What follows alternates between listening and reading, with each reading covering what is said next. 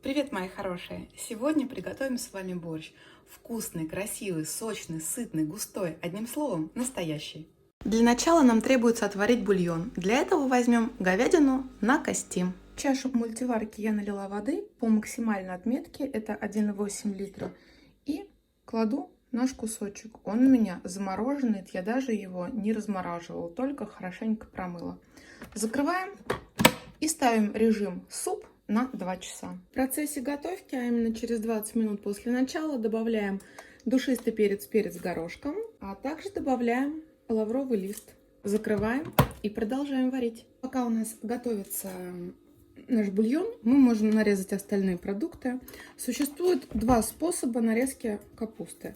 Первый способ: мы отрезаем часть и пошли. И нарезаем очень мелко, шинкуем. Самое главное в нарезке ножом делать это тоненько, и чтобы нож был у вас очень острый. Но есть еще и второй вариант, это воспользоваться специальным шинковочным ножом для капусты. Сейчас я покажу, как это делается. С ним капуста получается идеально тоненькая. Это очень удобно, и если у вас есть такой нож, обязательно им воспользуйтесь, вы потратите гораздо меньшее количество времени. Следом мы нарезаем с вами картошку. Небольшими квадратиками будем это делать. Нарезаем вдоль, переворачиваем и вот такими квадратиками, примерно сантиметра на 1,5, такими небольшими делаем.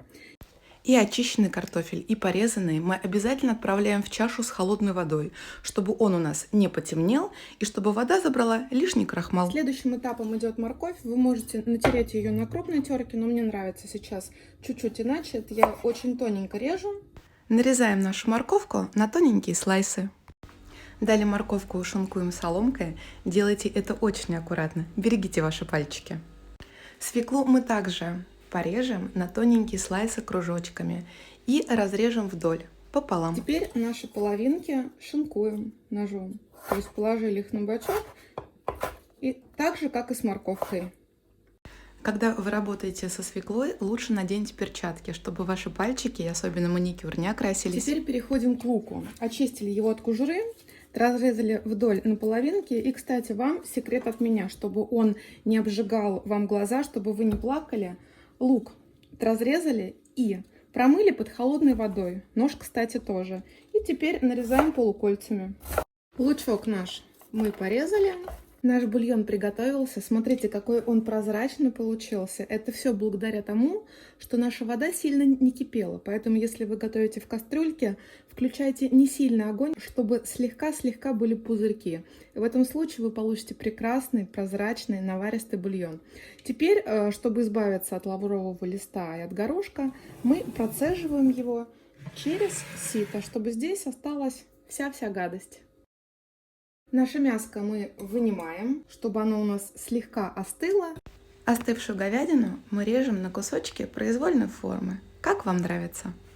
Процеженный бульон отправляем снова в чашу мультиварки. Теперь кладем сюда нашу капусту. Картошку мы промоем еще раз в холодной воде, чтобы полностью избавиться от лишнего крахмала. И тоже добавим в наш суп. Добавляем наше порезанное мясо. Далее ставим в мультиварку и устанавливаем режим суп на 1,5 часа. Пока у нас готовится борщик, делаем зажарку для него. В сковородку добавляем масло, прогреваем его немного, после чего добавляем лук и обжариваем, пока все делаем без крышки. Периодически помешиваем, чтобы у нас ничего не пригорело. Лук должен слегка уменьшиться в размере. Лук у нас стал полупрозрачный, такой более мягкий. Теперь добавляем морковку и уже обжариваем вместе с луком. Все перемешали, огонь слегка убавили. Теперь следите, самое главное, чтобы не пригорел ни лук, ни морковку. Вот сейчас можно накрыть крышкой и убавить огонь. Пока наша морковка с луком тушится, мы пропустим чеснок через чеснокодавку. Нам потребуется 4 зубчика. После этого чеснок отправляем на сковородку. Перемешиваем. Какой пошел аромат прекрасный. У нас уже и морковь, и лук стали мягкими. Добавляем свеклу. И расскажу вам еще один секрет. Чтобы в процессе приготовления температурных перепадов свекла у вас не потеряла свой красивый вид, добавьте сюда уксус 9%, буквально 2 столовые ложки. Все перемешиваем.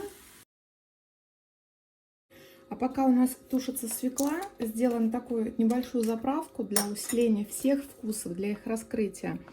Я добавляю 2 столовые ложки кетчупа. Вы можете добавить томатной пасты, без разницы, у кого что есть. Далее я беру столовую ложку домашней аджики, но можно и покупной. Добавляем соль, немного сахара. Обязательно добавляем базилик. Плюс у меня еще есть приправа для первых блюд. Она это может быть любая, не обязательно этой фирмы, то есть какая вам нравится. И, конечно же, моя любимая куркума. Без нее теперь никуда. Все это дело перемешиваем. Добавляем немножко, буквально, воды. Отправляем нашу смесь к свеколке. Я отправляю именно к ней, чтобы свекла, морковь и лук пропитались целиком и полностью нашими специями. И чтобы они раскрылись как можно лучше. Закрываем крышкой и продолжаем тушить. Вот после добавления тушить будем еще минут 10. Больше не требуется. Теперь добавляем по частям в наш борщик. Вот всего процесс тушения и лука, и морковки, и свеклы занял у нас 40 минут. Всего-навсего. После добавления зажарки в чашу мультиварки все перемешиваем. За 10-12 минут до готовности добавляем еще в наш борщ соль и сухой чеснок. Вот сейчас нужно довести наш борщик, наш супчик до идеального состояния, до готовности по вкусовым качествам.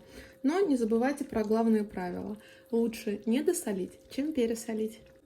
Наш борщик будет идеально сочетаться со сметанкой. Какой запах! Очень жалко, что камера не передает этого. Поэтому приятного аппетита, готовьте с любовью и будьте здоровы!